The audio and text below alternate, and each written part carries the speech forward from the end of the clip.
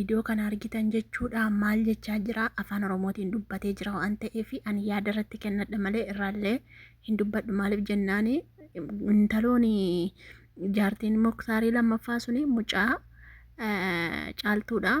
bakka isheen goote hin beekamudha amma ammaatti hirmijjaa guddaan irratti fudhadha ettedhanii hirmijjaa isheen irratti fudhattu homaa waa gochuu iyyuu hin dandeessu mucaa kana hin godda'inii maalooyii namni intaloo kanatti sixxanii namoonni beektanii firoonni ishee hiriyoonni ishee mucaa kan harkaanuu fuudhaayii ani rakkadhe jedhee jilgeenfateeti kan inni dhiifama gaafachaa jiru ani balleesseen jira Muktaarii kan inni hiisisee fi kan to'annoo seeraa jala gashee fi akka inni qajeelee mucaa kana caaltuudha kennuufi halkanii guyyaa caaltuu reebee halkanii guyyaa caaltuun boonyaan garaana nyaatteennan poolisii sodaatee in kennaa kan jedhamu jennaan didee mucaa kennu ani balleesseen jira kan inni hiisise gaarummoo jechuudha mucaan kunii hirmijjaa guddaa irratti fudhachaa jirti yaa Oromoo na qaqqabaa maalooyii jedheetu mata duree barreeffatee dhufee dhugaa rabbiin harreeffadhe aniyyuu gaafan arge jechuudha homaa waan gootu tokkollee hin qabdu gurba hin booyin dhiira miti ati tanqar jedhiiti kan mataa keessa naannessaa jirtu kun dubartiidha dhalaadha waan ta'eef dhiira taate hin booyiniiti kan itti boossu kanaayyuu immoo na sodaatee jetti ati viidiyoo see fiddee riyaakshinii irratti gooteetu boosse na sodaatee siin jetti waan ta'eef amma kan itti gochuu qabdan akka mataa kiyyaatti kan hin gorsu intalooma sana qabsiisi mana beekta silaa kaleessa iyyuu daxxee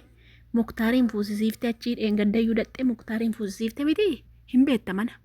isheedhuma qabsiisi poolisii qabsiisiiti to'annoo seeraa jala galchee yeroo sana mucaa fidanii caaltuudha kennuufii jechuudha bakka waan gabaabaa jechuudha irraa fagaattee hin booyiniiti poolisii qabsiisi wayyuuree Oromoo maal jettu reesin bar mucaan dhangala'ee boo'a viidiyoo ishee fideetu sodaatee boo'aara argitanii jirtu miti mucaan niiftu mucaan harka keessa jirti caaltuun mucaa kana baay'ee jaallatti Muktaariin illee mucaa kana baay'ee jaallataa kanaaf jennaan mucaa kana waa gootii jedhe waa tokko waan qotuun qabdu seera sodaatti afuuftuudhaan sobdeetu si sodaachisuuf miidiyaa irratti dubbatte malee waan qotu waan tokko hin qabdu maaliif Muktaariin to'annoo seeraa jala jira beektameti to'annoo seeraa jala jira waan ta'eef mucaa kana laalaa sherfe cabdu waan gooti tokkollee hin qabdu yoo waa gooti jedhanii milisitee eessatti geessiti baadiyyaatti geessiti silaa magaalaa miti maatii yookaan baadiyyaatti geessiteetu fira bukkee geessitee dhossiteetu ani hin beekuu jettee isin dhossiti malee mucaa kana waa gochuu hin dandeessu ati sodaattee irraafaminiiti mucaa waan gootu waan tokko waan gootu hin qabduti ishee maqabsiisi hin booyin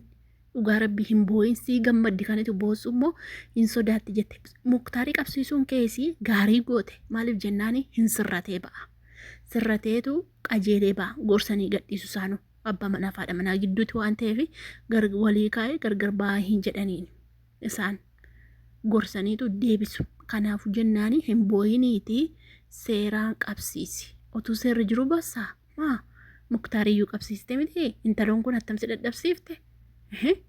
intaloon kun attamsi dadhabsiiftee si boosifte ati hin booyiniiti ilmi dhiiraa gaafa bu'anaa garaana nyaata dhugaa rabbii hin danda'u bar. hin danda'u garaana nyaata ilmi dhiiraa gaafa boo hin booyinsiifan hima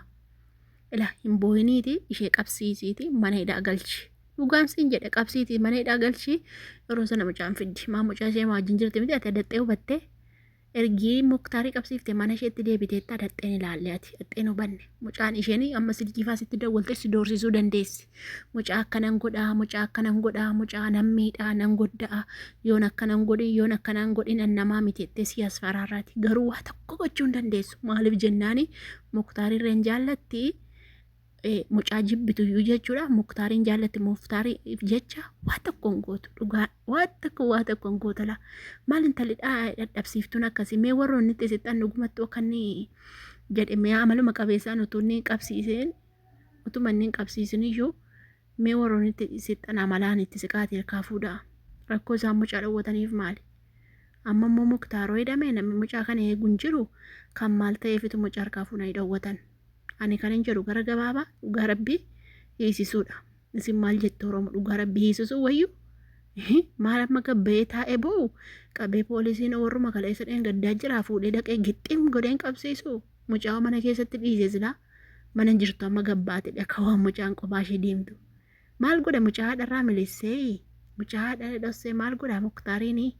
Mee maal godha mucaa haa guddiftu haati. Mee maal godha ergee haadha jibbee mucaa maal godha maal gootiifi. Wallaahi Muktaariin badii qaba. Badii guddaa qaba jechuudha. Gurbaan amma jilgeenfatee bu'aa hirqinfatee dhugaa rabbiinis ni jedha hirqinfatee bu'aa bar. Ana garaana nyaatee dhugaa rabbii dhimmuma namaatiif jedhee akka itti goddaama argitanii dhugaa rabbii. Namni tokko bar gara laafessa akkasii waanuma abbaa qabuutti dhaqee dirmee bu'a laalaa kunoo argitanii kan itti miidhamaaru. Anaa nyaatu dhugaa rabbii garaana nyaatee namni tola nama ofoo oolu kana bu'aansaa jechuudha. Hundaafuu ani baay'ee haasa'uu hin danda'u. Haa deebisuuf